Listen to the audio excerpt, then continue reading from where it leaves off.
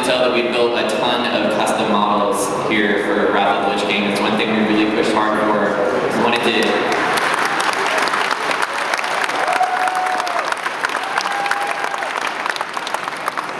something we really tried to, it's a rule we have to follow, but it's really difficult, is our boss models look so great, we want to use them out in the world all the time. We want players to say, this model looks so awesome, how can we only have it in one spot in the game?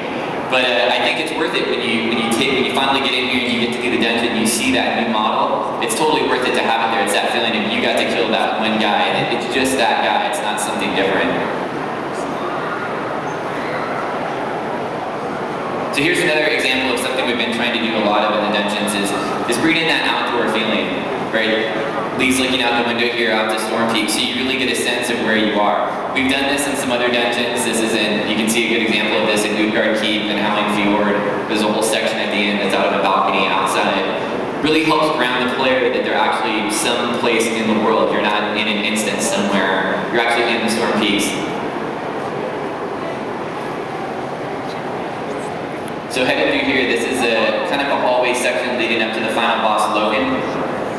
And Logan has a ton of story behind him. I don't want to give away everything here, but I think you guys are going to really like what we've got going on. Logan is basically a messenger to the Titans, and so when you're actually doing this fight, there's a whole cinematic sequence that plays out both before the fight and after that's going to explain a lot of what's going on here. And it's a really unique opportunity we got to do because we have so much lore with all this Titan mythology that we could follow up, so we're able to do something really custom that feels really, really cool.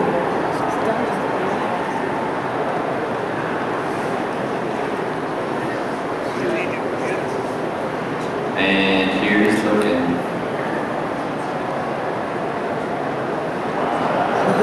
I think he's waiting for you guys.